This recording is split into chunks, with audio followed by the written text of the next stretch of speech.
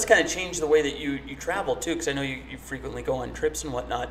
So outside of Salt Lake, and I know we saw some stuff in Chicago when we were out there last.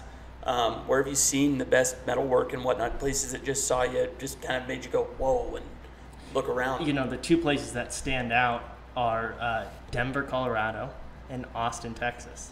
Really?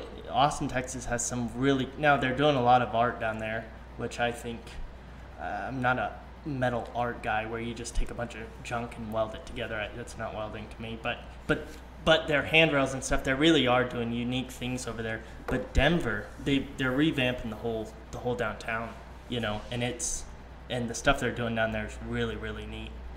But you can't beat Chicago. Chicago is Metal Town, USA. Yes.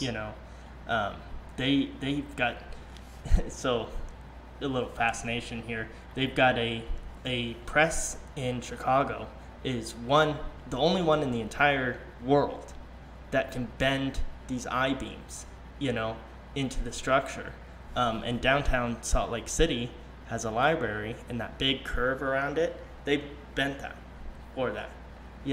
Just in the way it's done and the amount of force it takes in this machine that was built in the 1930s, still operational, And they're the only ones doing it. They're the only ones doing it. That's crazy. Don't they ship those beams out, like, literally all over the world? All over the world.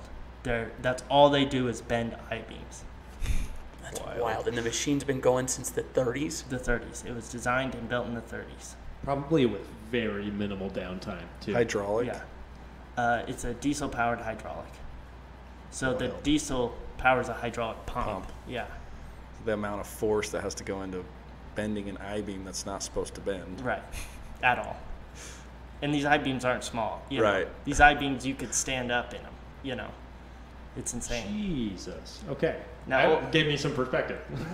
Yeah, they're 6-7 foot tall, stuff like that. Wow. But if you guys, now that I've got your attention, let me show you something else. Over in Japan right now, or not Japan, the United Kingdom, they've recreated the I-beam, a new I-beam. Now think about that. The I-beams has been used since we started building buildings, really, since steel kind of came in there. They're calling it a W-beam. So it's an I-beam, but it's actually in the shape of a W. So it's W, W like this.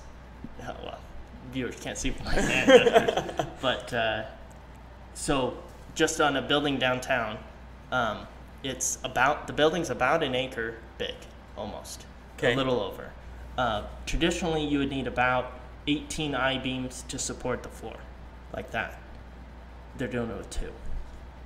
Whoa. What? The design is so next level. They can do, I think it was 16 or 18 I-beams. They're replacing it with 2 W-beams. 2 W-beams. So how does that work? Because I know that what makes an I-beam so structurally strong is the surface tension around it, right? Right. It's the most. So a W, does it have more surface than an I-beam? Yes. Well, basically what it can do is an I-beam, if your I-beam is laid out straight, its force, if you're putting down force on it, it only can carry the load outside of the I-beam like 2 or 3 feet. So what this W-beam allows it to do is carry the force over about 12 feet in each direction. Whoa. It's huge. And they're just coming out with this now. Well, it's new technology because it's laser fused together. Oh. So basically, they have to heat the whole thing up, and then friction goes like this.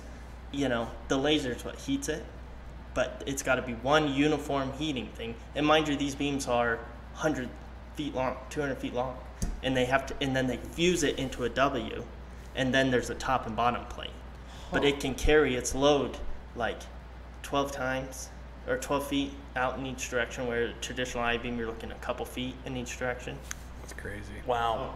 It's changing the world. How Quite they're gonna literally. build it. Yeah. Yeah. But there's an issue. Go on. The one they did downtown, whoever sent over the plans to the United Kingdom. Because they weren't 3D, God damn it. Someone made a mistake in the conversion from standard to metric, and the thing was like 18 inches short. You can't. There's no splicing and adding on site. It's got to be dead on, because it's one piece. It's not, you know, Right. it's So not they fused together. They either order new I-beam or no order new W-beams, or they'd have to shrink the building down. Yeah, which they're not going to do. Huh. But there's so much load on this thing. You can't just get some plate and add on. It's really a simple design. You could make this out of some plate steel, you know. Right. But the fact that it is actually one piece is what gives it the strength. Right. So, There's no weld to break. right, exactly. Interesting. Huh. That's a lot of knowledge to get hit with right there, isn't it? That was a good knowledge bomb right there. There you go.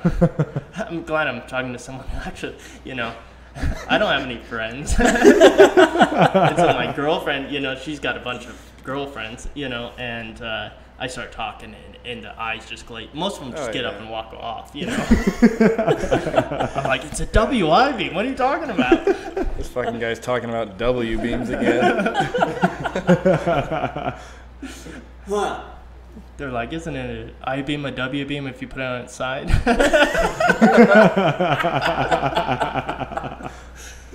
Oh, her friends, maybe. Smack. I don't get invited anymore. Not unless something needs fixing or welding. Every time, yeah. Or moved, I guess. Moved. I got a truck, yeah. If you'd like that clip and would like to watch another one, click right here. If you'd like to watch the whole video, click right here. Don't forget to like, share, and subscribe. We'll catch you on the next one.